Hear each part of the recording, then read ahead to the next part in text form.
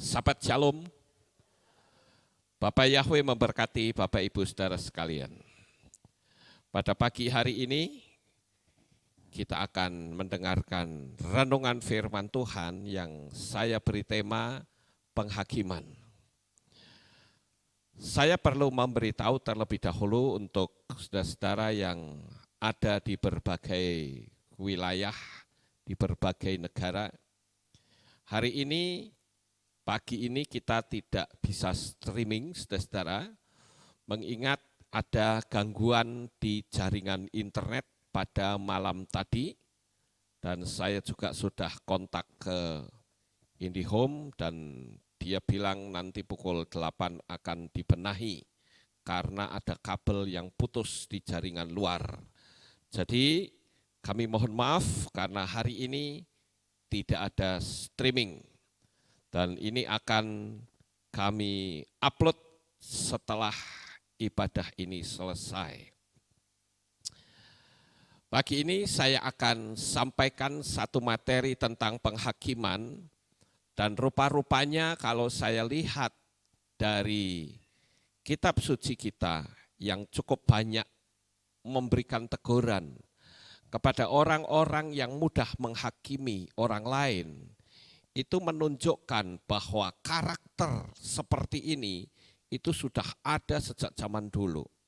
Nah, saya ajak saudara untuk membaca ayat-ayatnya terlebih dahulu. Mari kita buka di dalam kitab Matius pasal 7 ayat yang pertama, demikian bunyinya.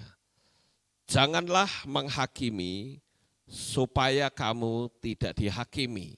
Di ayat yang kedua, sebab dengan penghakiman yang kamu hakimkan, kamu akan dihakimi dengan ukuran yang kamu ukurkan kepadamu, juga akan diukurkan.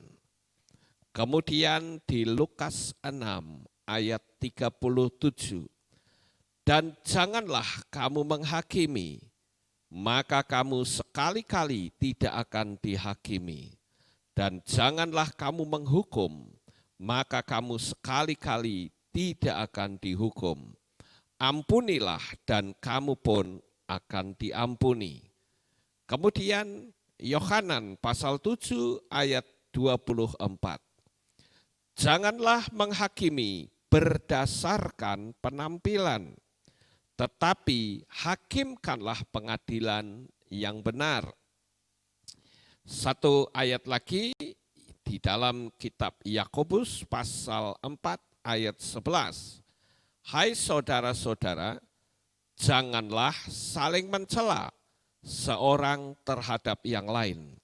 Siapa yang mencela saudaranya dan menghakimi saudaranya, dia mencela Torah dan dia menghakimi Torah. Dan jika kamu menghakimi Torah, maka kamu bukanlah pelaku Torah, melainkan seorang hakim. Sampai di sini pembacaan kitab suci kita. Saudaraku yang terkasih, kalau kita melihat dari banyaknya ayat firman Tuhan ini menjadi salah satu peringatan untuk kita sebagai umat manusia agar kita tidak gampang menghakimi orang lain atau mencela orang lain. Karena dengan orang mencela sesamanya, maka yang terjadi adalah timbulnya suatu pertengkaran. Karena kita tentu tahu, saudara-saudara, seperti yang tadi kitab suci kita baca, bahwa kalau kita menghakimi orang lain, maka kita pun akan dihakimi berdasarkan ukuran yang sama orang menghakimi orang lain. Saya akan naikkan suatu ilustrasi. Tersebutlah di situ ada seorang penjual garam yang dia petani garam, saudara-saudara, yang selalu menjual garamnya kepada seorang supplier dan bahkan dia punya toko kelontong, jual garam juga. Jadi petani penjual garam ini dia menjual garam kepada toko kelontong yang ada di atas itu gambarnya ya. Ini sebuah ilustrasi saja gambar itu. Nah, ternyata saudara-saudara, orang yang menjadi pelanggan atau supplier garam tersebut, yang jualan toko kelontong itu, sekali waktu dia mencoba untuk menakar garam yang dibeli dari petani garam tersebut. Tetapi pada waktu ditakar, jumlahnya tidak genap 1 kilo, tetapi hanya 900 gram saja. Nah, apa yang terjadi saudara-saudara? Penjual yang jualan toko ini, dia berpikir, wah kalau begitu selama ini saya ditipu oleh penjual garam.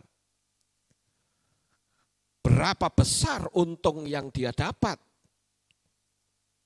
Karena garam yang dia jual 1 kilo, tapi faktanya kurang 1 ons. Berarti selama ini saya ditipu. Lalu si pemilik toko ini, dia berpikir orang ini harus saya permalukan. Lalu pemilik toko ini dia undang orang-orang, baik itu wartawan maupun teman-temannya.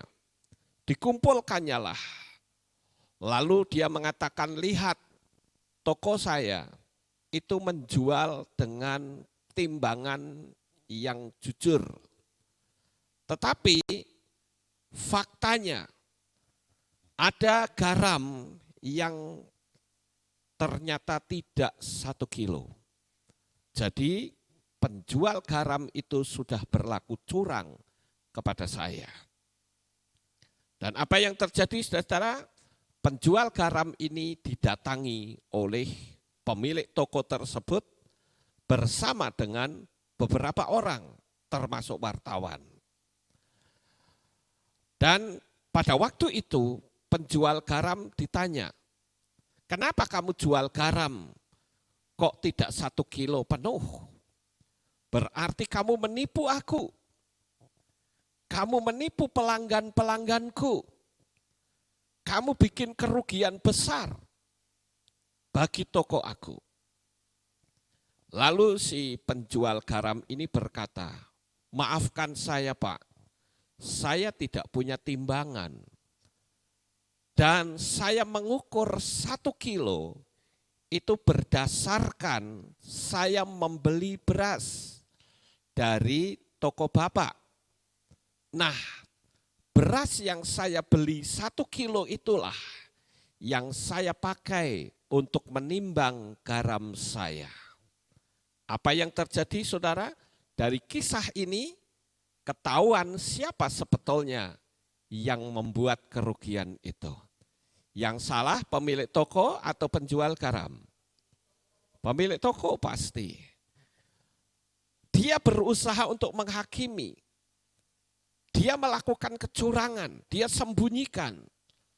Tetapi ternyata penjual garam itu berkata bahwa aku ini orang miskin, aku enggak punya timbangan. Jadi aku mengukur berat dari garam itu ya ketika saya beli beras di toko Bapak. Karena saya belinya 1 kilo, saya percaya saja bahwa toko Bapak menjual 1 kilo genap. Jadi kalau begitu ukuran yang diukurkan pada orang lain akan menimpa diri sendiri. Ini adalah kisah yang pertama, saudara-saudara. Sekarang kita akan lihat kisah yang kedua. Diceritakan di sana ada suatu tempat wisata. Dan di situ ada toko souvenir. Ada sepasang laki-laki dan perempuan yang datang ke toko tersebut dan membeli souvenir yang sangat banyak. Dan ternyata ketika dia membayar uang kembaliannya itu kelebihan 100.000. Dan apa yang terjadi, saudara-saudara? Laki-laki dan perempuan yang membeli souvenir ini mengembalikan uang yang 100.000 tersebut. Dan pemilik souvenir ini sangat terkejut. Dia berkata, wah, di zaman sekarang kok masih ada ya orang yang jujur seperti Bapak. Saya sangat bersuka cita. Saya ingin Bapak berkenan untuk saya foto. Saya akan viralkan bahwa di zaman sekarang itu masih ada orang yang jujur. Bersediakah Bapak saya foto? Saya juga melihat Anda ini sepasang suami istri yang sangat baik. Lalu apa jawab orang laki-laki dan perempuan ini? Dia katakan, saya jangan difoto. Karena perempuan yang bersama dengan saya, ini bukan istri saya. Nah, jadi dalam kisah ini saudara, siapa sebetulnya yang berbuat jujur? Dari kisah ini, kita bisa melihat bahwa sebetulnya di dalam kehidupan manusia, yang katanya jujur tetap ada kekurangan. Ada orang yang merasa diri hebat, ada orang yang merasa diri luar biasa. Kadangkala dia begitu mudah menghakimi orang lain. Dia tidak menyadari bahwa sebetulnya di dalam kehidupan manusia itu banyak sekali kekurangan. Oleh karena itu Bapak Ibu yang terkasih, mari kita belajar untuk bertanya pada diri kita masing-masing. Benarkah saya hidup di dalam dunia ini menjadi orang yang baik hati? Orang yang tidak mudah menghakimi orang lain ketika kita melihat ada kesalahan orang. Atau kita dengan gampang menuding-nuding orang lain. Sementara kita tidak melihat bahwa sebetulnya kita juga punya kekurangan. Yesua pernah menegur seseorang ketika ada yang menghakimi. Dia katakan bahwa selumbar balok di matamu kamu tidak bisa melihat. Tetapi benda yang kecil di tempat yang lain orang bisa tahu. Dia tidak tahu bahwa sebetulnya ada balok di matanya. Itu sebabnya kalau saya lihat dari ayat-ayat tadi, ternyata saya merenung bahwa sejak zaman dulu menghakimi orang itu sangat mudah. Oleh karena itu saudara-saudara, kenapa kita tidak boleh menghakimi orang lain? Ada beberapa hal atau beberapa alasan kenapa kita tidak perlu menghakimi orang lain. Sekalipun kita tahu bahwa orang itu mungkin ada kekeliruan. Yang pertama adalah kita punya kekurangan sendiri-sendiri. Ngapain kita mencela orang lain? Kemudian kita menggosip. Bukankah kita akhirnya akan dikenal sebagai tukang gosip? Atau kita mungkin bisa dikenal sebagai telepon gendong. Bukankah gaya berpikir yang menjadi tukang penggosip itu diubah menjadi seorang penginjil? Bukankah akan lebih nyaman kita memberitakan kasih Bapa? Bukankah kita lebih nyaman memberitakan bagaimana orang mendapatkan mujizat ketimbang kita menggosip orang lain, apalagi itu teman kita sendiri? Bapak Ibu yang terkasih, nasihat ini akan bisa kita lakukan untuk membuat aura kita menjadi lebih cerah. Ini hal yang pertama. Coba saudara bayangkan, kalau di dalam satu kehilat isinya gosip-menggosip, Apa yang terjadi di Kehilat itu? Orang akan saling mencurigai satu dengan yang lain. Hukum kasih tidak ada di sana. Dan yang ada hanyalah saling mencela. Saya pernah sekali waktu diceritain oleh seseorang dari gereja lain. Saya tidak perlu sebut namanya, gereja tersebut. Tetapi orang ini adalah salah satu jemaat yang cukup setia. Dia bercerita kepada saya bahwa gereja tempat dia beribadah isinya adalah orang yang saling mencurigai satu dengan yang lain. Di sana sering kali terjadi keributan, pertengkaran. Saya hanya berkata, kamu termasuk orang hebat. Kenapa? Karena kamu mampu bertahan sampai hari ini. Dan kamu tahu, gereja yang seperti itu jelas tidak sehat. Dan aura atmosfer roh itu rusak berat. Oleh karena itu, kalau saya boleh anjurkan, cobalah cari gereja yang mengagungkan nama Bapa. Dan di dalamnya tidak ada yang saling menghakimi. Saya menasihatkan seperti ini agar di dalam kehidupan kita, dalam kita beribadah satu komunitas Kehilat Aleph Tau, tidak ada yang saling menghakimi, tidak ada yang saling menuding dan menyalahkan, serta membuli satu dengan yang lain. Kalau memang saudara tahu ada orang lain yang melakukan kesalahan atau melakukan dosa, bukankah lebih baik orang itu dipanggil secara pribadi ketimbang kita menceritakan kepada orang lain, kamu tahu nggak si A itu begini-begini, apa manfaatnya saudara-saudara? Ini hal yang pertama yang harus kita pahami. Dan yang kedua, kenapa saya katakan kita tidak boleh menghakimi?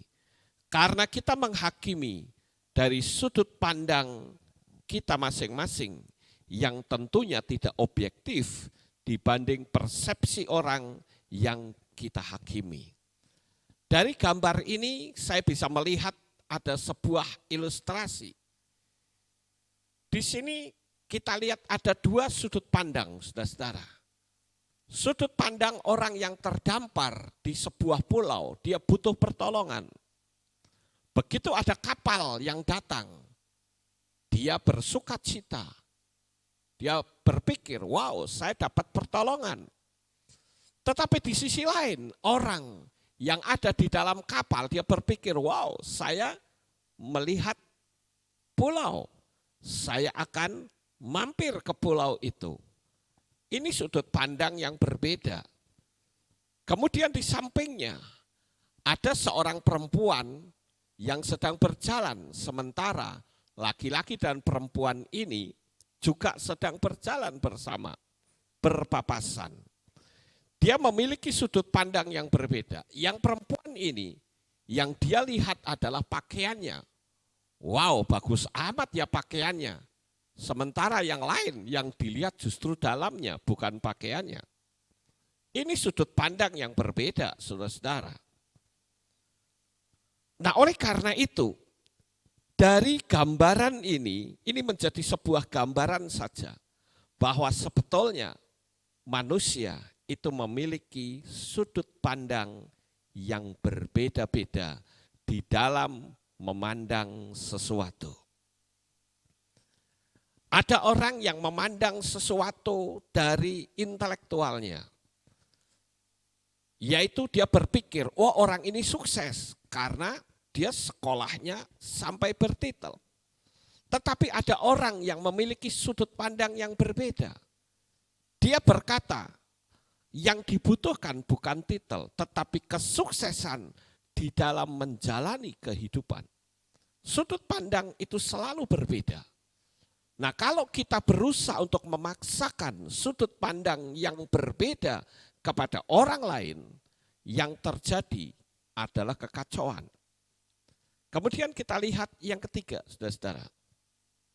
Mengapa kita tidak perlu melakukan sesuatu penghakiman. Karena kita juga akan dihakimi dengan cara yang sama oleh orang lain dari sudut pandang orang lain itu sendiri. Karena tiap-tiap manusia itu memiliki cara dia memandang. Jadi lebih baik kita diam. Toh juga itu tidak ada manfaatnya apapun untuk kita. Makanya saya selalu membuat sebuah saringan. Kalau kita mau menghakimi orang lain atau kita akan membeberkan keburukan orang lain, teman-teman dekat kita, perlu buat satu pertanyaan, apakah ini bermanfaat untuk saya? Bukankah lebih baik kita bercerita tentang kasih Bapa? Bukankah kita lebih baik bercerita tentang ilmu-ilmu yang kita miliki? Itu akan bermanfaat untuk orang lain ketimbang kita membagikan keburukan orang. Atau kita menghakimi orang lain yang belum tentu kita tahu kebenarannya. Apa sebabnya kita melihat begitu banyak orang bermasalah dengan hukum? Karena dia melakukan penghakiman. Kita seringkali melihat Bapak Ibu di televisi, orang-orang yang hanya memberi komen, akhirnya terseret kasus yang dia sendiri tidak tahu menahu. Ini kan parah, saudara-saudara. Apalagi di zaman sekarang di Indonesia itu ada yang namanya Undang-Undang ITE. Kita mesti berhati-hati dengan jari jemari kita. Kita berhati-hati dengan gaya berpikir kita. Kita juga harus berhati-hati dalam kita berbicara. Apalagi dalam kondisi yang sulit di luaran sana seperti sekarang. Sekali kita kena jerat hukum, kita bisa dimanfaatkan keuangan kita. Bisa habis. Oleh karena itu, saya hanya mengatakan, berlakulah jujur di dalam menjalani hidup ini. Kalau saudara mau berbisnis, berbisnislah yang jujur. Sehingga jangan sampai kita melakukan kecurangan yang mengakibatkan kita habis seluruh kekayaan karena kita berurusan dengan hukum. Jadi Bapak Ibu yang terkasih, kita tentu belajar untuk memikirkan hal-hal yang baik. Seperti yang Rabi Shaul ajarkan kepada kita. Bahwa hal-hal yang baik itulah yang harus mengisi pikiran kita. Sehingga dengan kita mengisi hal-hal yang baik, mujizat Bapa Yahweh akan terus mengalir di dalam kehidupan kita. Sekarang yang keempat, mengapa kita tidak perlu menghakimi orang lain? Saya katakan, tidak menghakimi bukan berarti kompromi dengan dosa. Bukan itu, saudara. Tetapi artinya kita tidak perlu intervensi dengan orang lain. Karena terjadinya keributan, adanya orang-orang yang tidak terima ketika dia dikritik. Makanya kalau saudara mau mengkritik, siapkan dulu jawabannya. Itu akan jauh lebih berbijaksana. Daripada saudara mengkritik nggak ngasih jawaban, nggak ngasih jalan keluar. Kalau orang mengkritik itu gampang. Kamu kok begini sih? Gampang kritik. Tapi harusnya kasih jalan keluar. Sebaiknya seperti ini. Kalau kamu melakukan seperti ini, nanti hasilnya begini, bagus. Nah itu namanya kritik yang membangun, bukan kritik yang menghancurkan. Di zaman akhir ini Bapak Ibu, kita perlu berhati-hati. Seringkali keseleo lidah sedikit saja, kita bisa berurusan dengan hukum. Coba kita perlu belajar, kita perlu berlatih. Orang yang gampang ngomongin orang, temannya sendiri, coba stop. Kita belajar untuk berbicara berbicara hal-hal yang bermanfaat. Saya lebih suka membagi apa yang saya bisa, saya bagikan kepada orang lain. Apakah saya bercerita tentang hukum law of attraction, atau saya bercerita tentang kasih Bapa. Ketimbang saya membeberkan kejelekan orang, lalu kita menghakimi, apa bedanya dengan teman-temannya Iyob? Iyob hidupnya sudah menderita, kekayaannya habis, dirinya sendiri sakit, tetapi teman-temannya masih menghakimi dia. Bukankah lebih baik kita bisa menjadi orang-orang yang membangkitkan semangat orang lain? Bukan seperti teman-temannya Iyob yang seharusnya membangkitkan semangatnya, tetapi malah menyudutkan dia. Sampai akhirnya Iyob pun merasa diri, aku lebih benar dari Elohim. Itu akibat dari energi-energi negatif dari semua teman-temannya. Kecuali satu orang teman yang paling muda yang bernama Elihu. Dia yang justru menegur semua orang, termasuk Iyob sendiri ditegur. Ternyata teman yang bernama Elihu itu adalah seorang yang paling muda dari antara teman-temannya Iyob. Jadi Bapak Ibu yang terkasih, mari kita belajar, kita menyadari bahwa memang kita tidak intervensi pada orang lain, kita tidak menghakimi, tetapi bukan berarti kita kompromi, tidak. Dan yang terakhir, saudara-saudara, yang kelima, dengan kita tidak menghakimi, maka aura kita akan bersih dan bahkan dapat mendatangkan rezeki dan berkat yang besar. Coba saudara renungkan, kenapa kalau orang gampang menghakimi orang lain, rezekinya seret, saudara-saudara? Karena ketika dia menghakimi orang lain, yang ada di pikirannya kebaikan orang atau kebaikan atau keburukan? Pasti keburukan. Nah, kita sendiri sudah punya aura kurang bagus, ditambah lagi dengan keburukan orang, rusaklah aura kita. Mujizat kita menjadi semakin jauh. Sampai di sini paham Bapak Ibu? Secara hukum supranatural, ketika kita menyalah-nyalahkan orang, ketika kita menghakimi, ketika kita intervensi kepada kehidupan orang, apalagi yang kita lihat hanya sudut pandang yang buruk, maka keburukan orang lain yang mungkin tidak ada sangkut pautnya dengan diri kita akan merusak alam supranatural kita. Kalau memang Anda tidak suka, datangilah, tegurlah dengan baik, bukan malah dipermalukan. Menghakimi dengan cara seperti itu akan jauh lebih bijaksana. Ketika dipanggil empat mata, diajak berbicara baik-baik. Daripada kita membeberkan keburukan orang.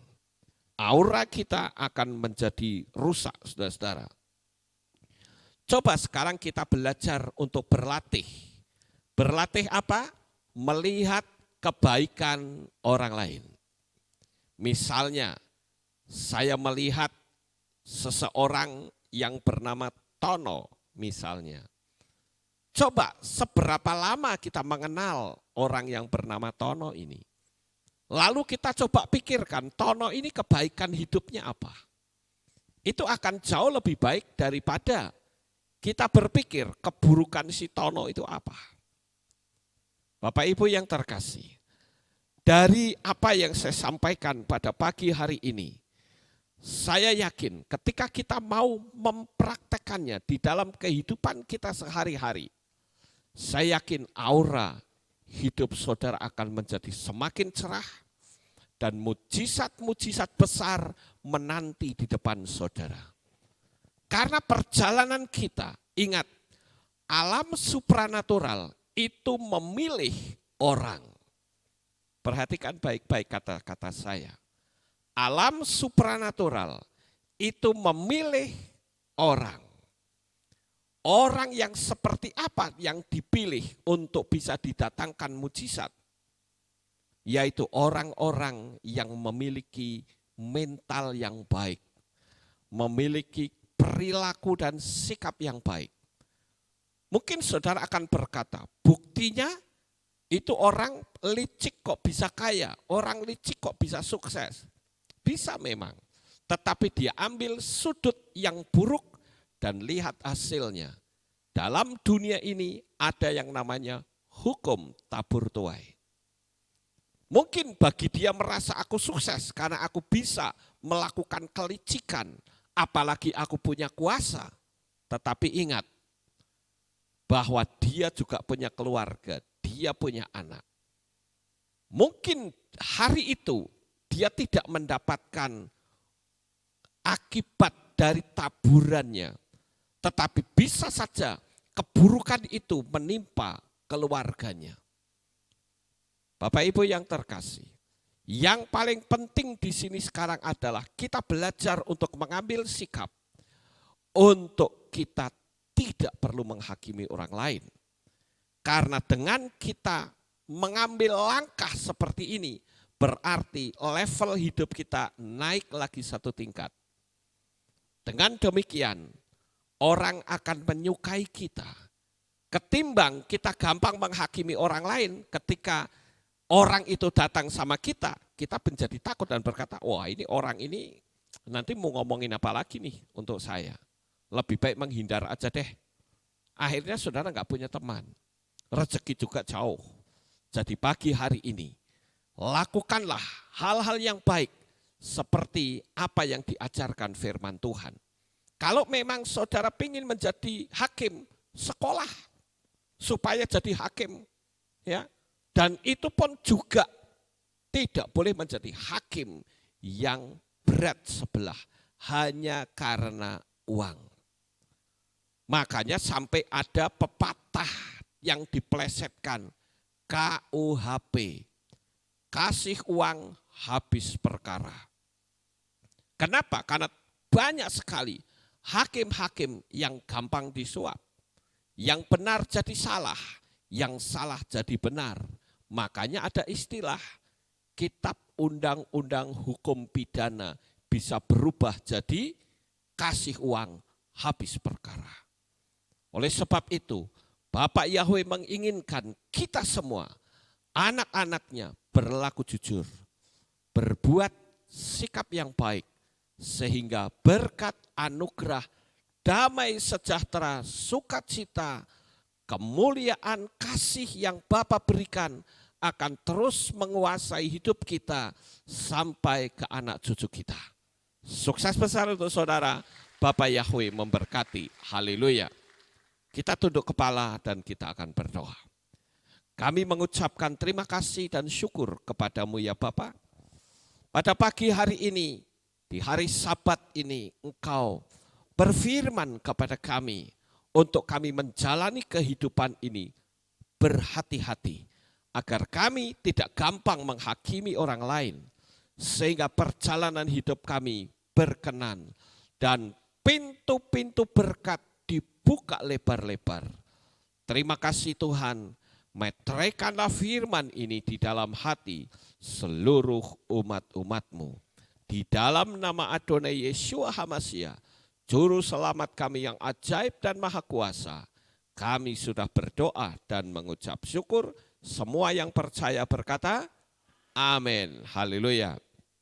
Hari ini tidak ada pengumuman Bapak Ibu, kita akan akhiri ibadah Sabat kita. Saya mengundang jemaat Tuhan kita bangkit berdiri, kita akan tutup di dalam doa. Terima kasih ya Bapak Yahweh, selesai sudah ibadah kami dari awal, pertengahan sampai pada akhirnya. Sebentar lagi anak-anak-Mu akan kembali pulang ke rumah mereka masing-masing. Kami mohon perlindungan dan tuntunan Tuhan. Sehingga pada hari ini, apapun yang kami lakukan dibuat Engkau menjadi berhasil. Tutup bungkus seluruh umat-umat-Mu di dalam anugerah dan kasih Bapa yang ajaib. Terima kasih ya Bapa Yahweh, kami mempersembahkan seluruh kehidupan anak-anak-Mu di dalam tangan-Mu. Saya meminta pertolongan Bapa agar seluruh umat-umat-Mu Kehilat Alef Tau di Magelang ini diberikan kesehatan, damai sejahtera, perlindungan dan kasih Bapa yang luar biasa. Begitu juga dengan para subscriber. Mereka semua Tuhan berkati sama seperti Engkau memberkati kami. Terima kasih ya Bapa Yahweh. Inilah doa syukur yang kami naikkan kepadamu. Di dalam nama Adonai Yeshua HaMashiach, kami sudah berdoa dan mengucap syukur. Mari kita angkat tangan kita dan kita akan menerima berkat Kohanim. Haleluya. Yevarecha Yahweh wa yismerecha.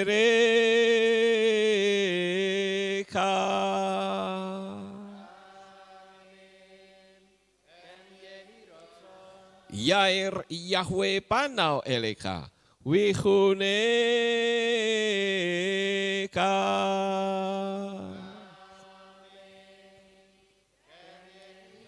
Yesa Yahweh panau eleka wa yashem lecha shalom.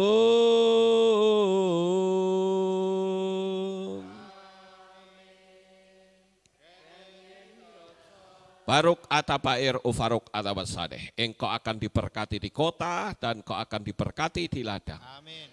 Baruk peripit necha ufriat matka ufri fahem teka shekar alapeka wa estelot soneka.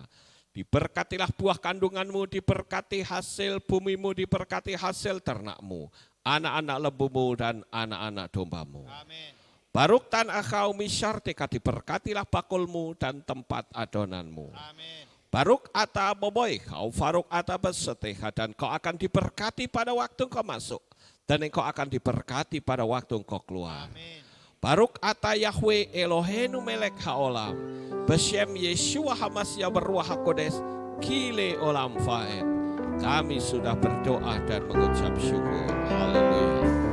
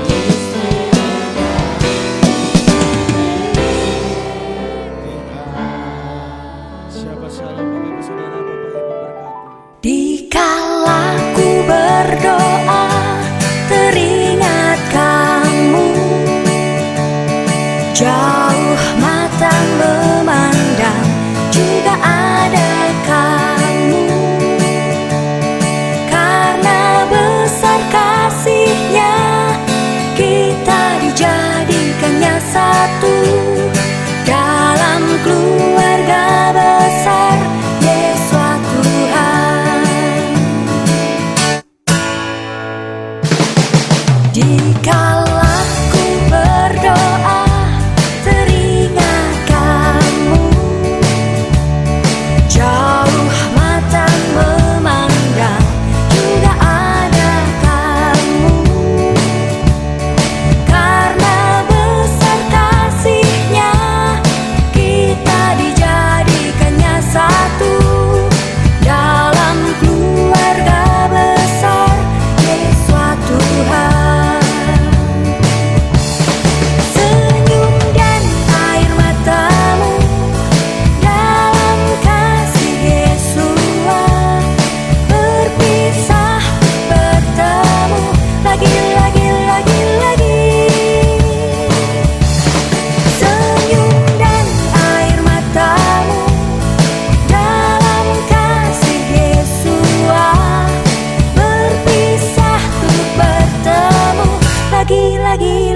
lagi.